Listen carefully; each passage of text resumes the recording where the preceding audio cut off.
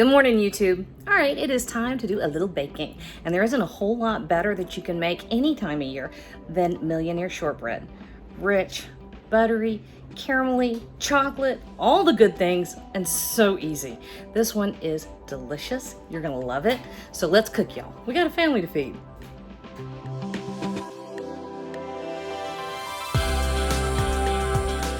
Because this is one of those desserts where it's kind of an exercise in how much butter can you actually incorporate into something.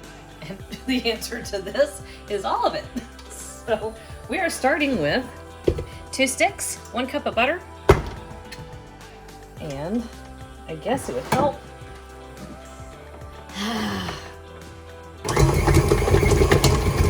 Well, that was a little over dramatic. Okay. So the first thing we're gonna do is simply beat it to pieces. All right, now it's cold outside, y'all. And I've had this butter out on the counter for probably an hour and a half, and it's still pretty stiff. No problem. We're just gonna let it sit here and do this for probably a full minute until it gets nice and loose. Okay, so give your butter enough time just to kind of loosen up, because we're gonna start our shortbread portion. Sorry, here we go. 1/3 of a cup each, white sugar, brown sugar. We're gonna start this. Sugar. Excuse me, I need to put sugar in my shortbread. No, I like the way you said that. Come here, sugar. Shortbread. We're making Millionaire Shortbread. So at this point, we're doing kind of a classic dessert move. We're gonna cream this together, meaning this gets about 3 minutes just to get the butter and sugars all nice and friendly. All right, so everything kind of came together. We're making a slight departure from a classic shortbread. We are including an egg yolk. We're gonna add half a teaspoon of kosher salt, 1 teaspoon of vanilla extract. Sounds like our mixer's about to launch, doesn't it? All right, we're about to scrape down our bowl because we're gonna put the last little ingredient in here. What I have is 2 1/4 cups of all-purpose flour. And we want to kind of be a little bit careful at this stage, okay?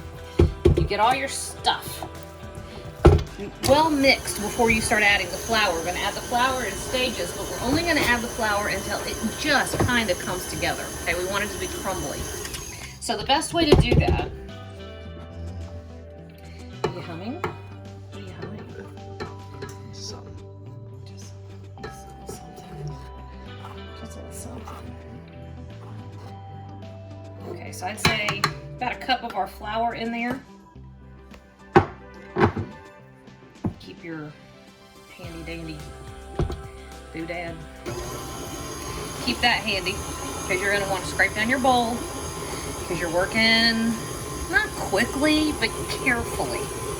You want things to get nice and incorporated but without over mixing.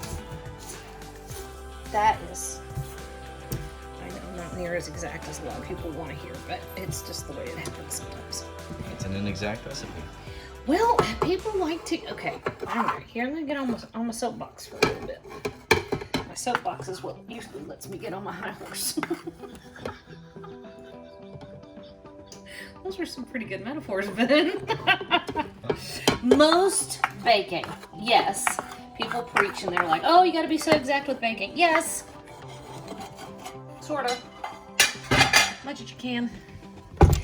The more exact you are, the more similar your results will be from time to time, right? So if you have a recipe that works one day, it's gonna be much more likely to work very well the next day if you do the exact same thing. However, there are always changes in small things. What if I bought a different kind of butter and it's got a different level of butter fat? What if there's more water in it than in the last type I used? What if my flour has been sitting on my counter for 3 days and it's been a very rainy week and it absorbed a lot more moisture, right? So you see, exact is great, but until you can absolutely control for every single factor, there are gonna be times when it's just gonna be do the best you can. Now I know a lot of European bakers measure everything. And I admit, I watch the Great British Baking Show. I'm one of them. But I don't measure by weight most of the time because I learned how to bake in an American kitchen. Also, from Southern grannies who said, here, just put some in. Okay, so here we go. This is about what we're looking for, nice and crumbly. And I have a casserole dish. This is an 11, what's the measurement? 11 by 7, okay? And I just lined it with some paper. Now you have a couple options at this point. You could get all fussy and press this in with, some people call for wax paper and rubber gloves and all that kind of stuff. You can.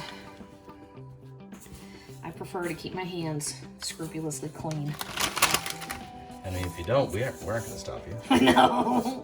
Listen, Boone, who's holding the camera, has been over here saying, you know, I just don't like the way condensed milk tastes. And he'll take another bite and he'll say, I just don't like it. There's something there. And then you take another bite. And then you said, I'm not really caring for this. There's a burnt aftertaste. I thought that was really funny. Okay, so all we're doing at this point is mashing our crust into our little dish here. All right, I've got the oven preheated to 350 degrees. Trying to get all even and into the corners. It's not the end of the world if you don't, but you know, hey. All right, so 350 degrees, and this is gonna go, once I've got it nice and even, it's gonna go in the oven for about 25 to 30 minutes. I'm gonna check it at 25 minutes. We want a nice, light golden brown, and you should be able to smell it. It should be beautifully buttery and fragrant, okay? All right, there, in the oven, here we go. All right, so the only thing we're doing while we're waiting on our shortbread to cook is to make the caramel. So we have 2 cans of sweetened condensed milk. And we're putting that over medium heat. We're gonna add a couple things to it because it's not sweet enough by itself, of course. So 1/3 cup of corn syrup, just that plain old K-Root. And 1 cup of brown sugar. Pack that so it's nice and tight. Get your measurements right. And we're gonna bring this up to a boil. I'm gonna stir it a little bit. We're gonna bring it up to a boil. It doesn't have to boil hard, but while it's coming up in temp, there we go. We're gonna start dropping in most of 2 sticks of butter. So it's almost a cup of butter. I'd say 2/3 is what we got here. So we're just dropping it in, give it a little stir, drop it in, give it a little stir. This is the only thing we're gonna do until it comes up in temperature, and then we're gonna let it just keep going until it gets nice and caramelly golden brown. Keep stirring, that's about the right color. And we have shortbread. This is cooling down. To this, we're gonna add 1/4 teaspoon of salt, teaspoon of vanilla. We're gonna stir this in. I'm gonna try to get Kinsley to hold the phone while I pour everything together. Come here, babe. Is that caramel? Caramel. Caramel. Oh, okay. My finger was in the way, sorry. Well, we're just going right over the top. And then this whole thing is just gonna sit here. Oh, look, too bad. We're gonna have to eat that with a spoon. This whole thing is gonna sit here and cool. And when it cools down enough, we will make our chocolate pickle on top. Doing our makeup today. And rely. I just told Boone it was okay to take a picture of me because I'm actually wearing makeup today. And he's not the least bit interested. All right, I had to guard our shortbread with my life. This had to cool off overnight. Long story short, I ended up taking JoJo to the doctor yesterday. It was dark by the time we got back. Lost the light. So this is sat in the refrigerator all night. Kinsley, go around that way. You're not wearing pants. Oh no, I have spandex on. I'm just looking for that That's fake not pants. It's gone. And spandex doesn't count as pants. Okay, so we're gonna finish this off real quick. Try to find something to feed that child. All right, so this is just a couple of cups of regular, plain old, semi-sweet chocolate chips. Okay, I've got it on pretty low heat. No, this is regular chocolate chips. And to this, I'm gonna add half a cup of heavy whipping cream. We're just making a ganache, y'all. What's ganache? Fancy word for melted chocolate that you can pour on stuff. Like they use in Nailed It. Like they use in what? Nailed It. Yes! Yes, that's exactly right. What now? Nailed it. You know Nicole Byers, the most hilarious human on the planet, No. the most beautiful, funny, smart, intelligent person that has ever graced television. Was Jacques Torres. What does she call him?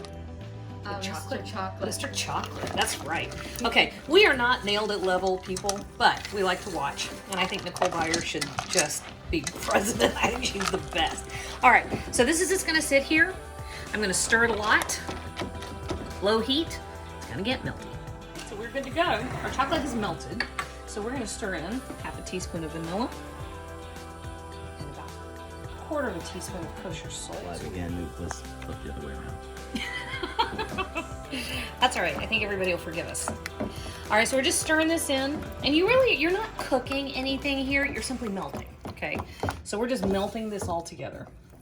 We do want to go ahead and make sure that that chocolate, or the salt rather, is incorporated. This is where you can do the whole salted caramel thing if you have a mind, which often I do. If you want to give it a nice sprinkle of real coarse sea salt or Himalayan salt over the top when you're finished, go right ahead. Somebody I know tends to take all of my fancy salts and puts them in his bedroom for his snacks. I don't know who that would be. All right, so we're gonna let this cool until it sets. It's gonna go in the refrigerator for half an hour. Then this is gonna be ready to go. All right. Ta-da! I had to cut it because the kids now know it's there. Ricky has discovered it. So we have perfect Millionaire Shortbread. Now, Boone has the first piece. And how'd we do, Boone? Great. His mouth is stuck together because it's full of caramel. But that, y'all, is just about perfect. Perfect little treat. How about that? Pretty good. That's how you do it.